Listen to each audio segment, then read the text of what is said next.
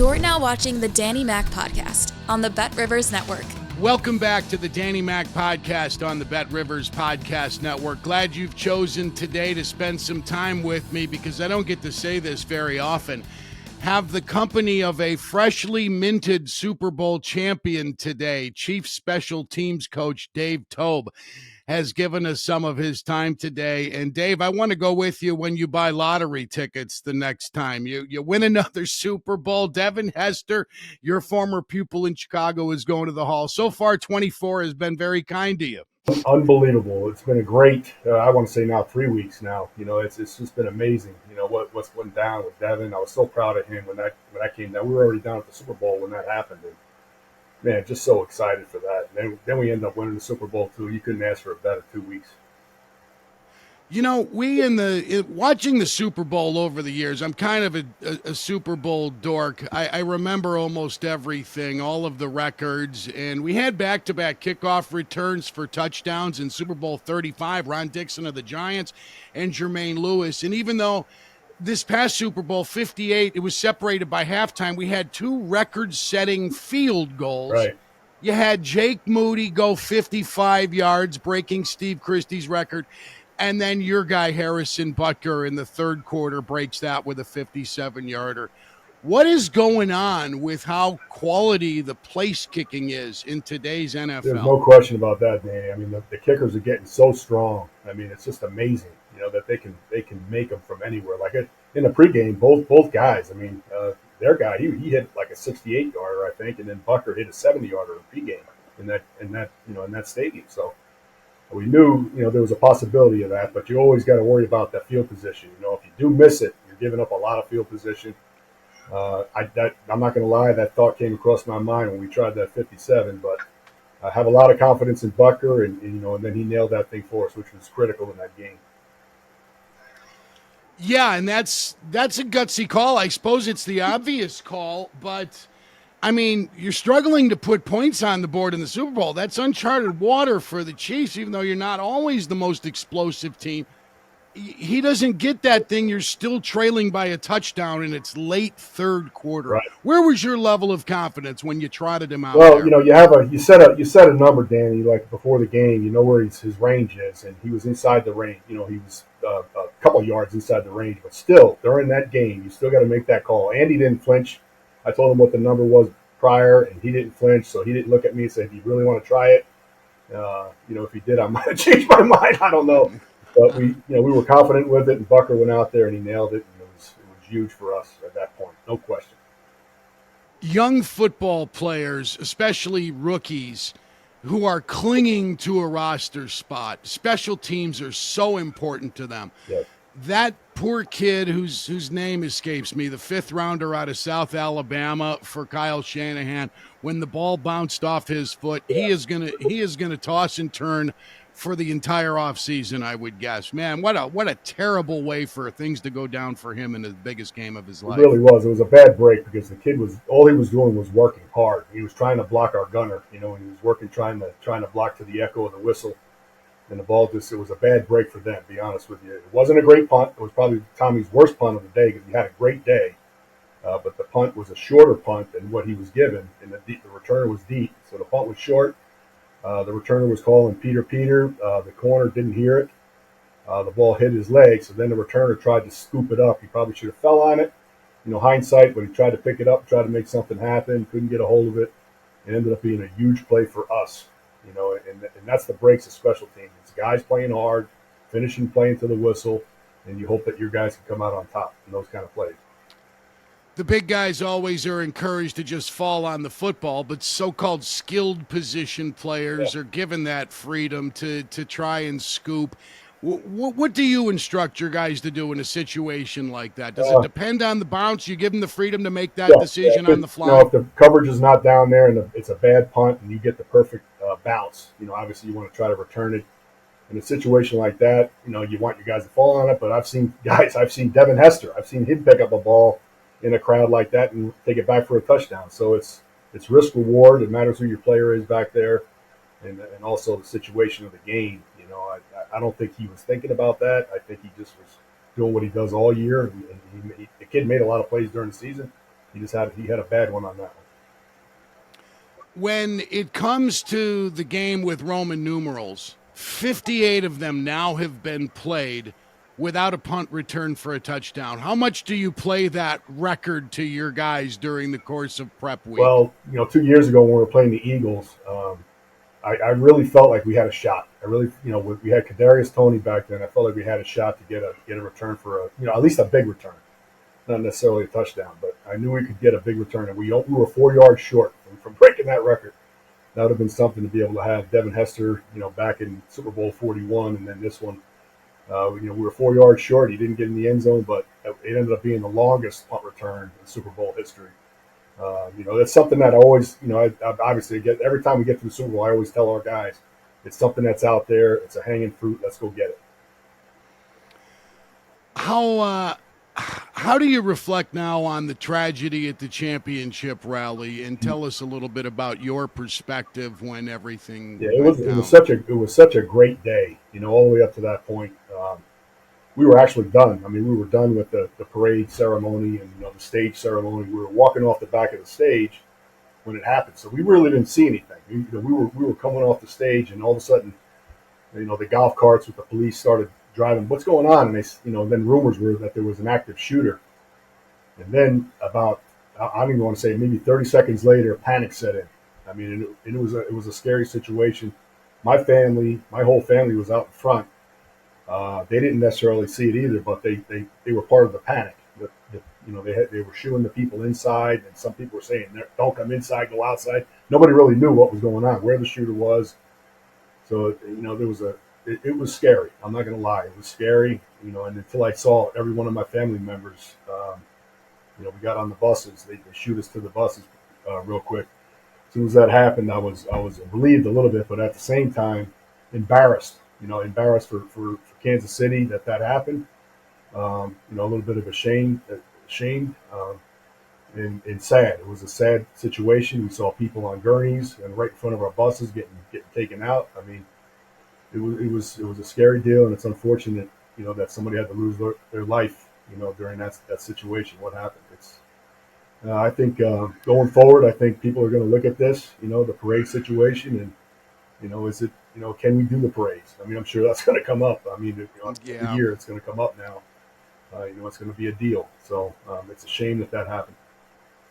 It's sad, but I'm kind of surprised we haven't seen more of it. And I want to address something you said about you were embarrassed for Kansas City. A friend of mine felt similarly when, the George Floyd murder in Minneapolis. Right.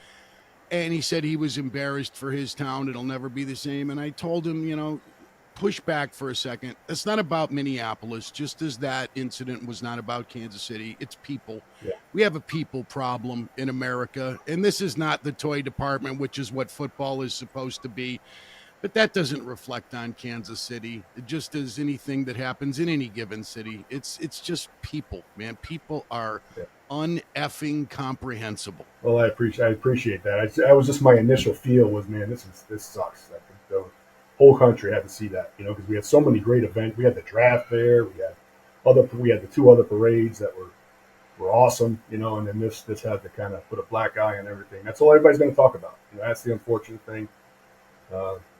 It's a shame. Hopefully it never happens again going forward. On a lighter note, yes. Did you get some of Taylor's Pop-Tart that she made special for the Chiefs? I had no idea about the Pop-Tarts until Andy brought it up. I really didn't. I didn't even know they existed. I didn't know that she made it for the O-line. I had no idea about it until I heard about it. So, but no, I do not. I haven't. I wouldn't mind. No, I mean, it was a cool year having her around. I'm not going to lie. It was fun. It was a lot of fun, and Kelsey handled it so good. I think that's what made it better. You wonder, is it a distraction? But Kelsey didn't make it a distraction. He didn't let it become it. I've had friends ask me about that. They say to me, how these guys are. You've been around them a long time. Do you suppose? I said, over the course of 6 or 7 months, you need diversions. I would have to think that was a tremendous escape for your guys. I tell you, we had a lot of diversions this season. We were up and down. We won a game, we lost a game, won a game, lost a game until the end of the year. We really got it together and put 2 games together. And then, we went on our streak right there at the end. We got hot late, and with Pat Mahomes and the way the defense was playing, it helped us. But, yeah, we had a lot of diversions. We had a lot of those during the year. And, that was a positive for sure. Dave, you were on the Bears staff when Devin Hester was chosen out of the University of Miami. How quickly did you realize how special he was as a return man? Well, as a special teams coach, you grade every player that you're looking at. And obviously I had for me, I had a very high grade on him, as a returner, punt returner, kick returner. He was like off the charts, dynamic player.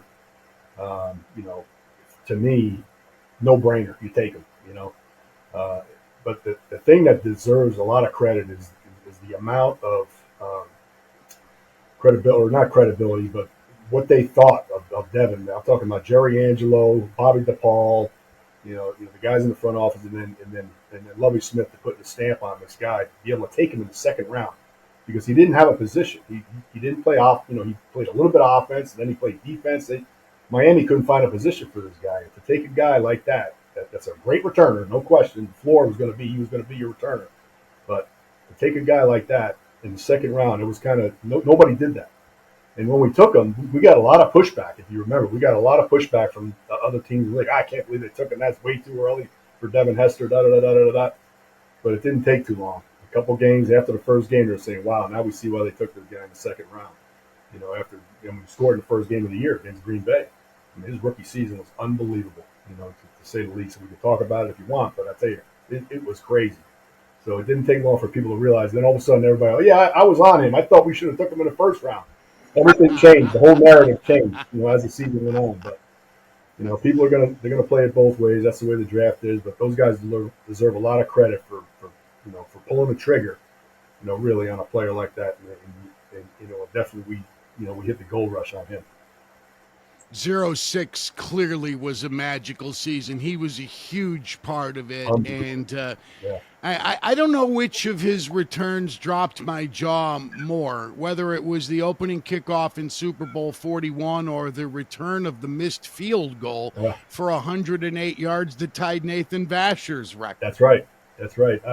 To me, it was the Super Bowl. I mean, clearly, because it's such a big game. And just coming up into that game, the way the media was just killing me. Do you think you're going to get the ball? You think they're going to kick it to Devin? Because that was the narrative all year, right?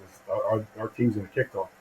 And in the Super Bowl, wasn't any different, And I know they were asking Tony Dungy all week, "You going to return it? You going to return it?" And I think he said no a lot of times. But then that Saturday night, he told his players, "Hey, you want us to kick to Devin? You want to?" And they all said, "Yeah, we'll get him, coach." So the players and him, they decided they were going to kick to him.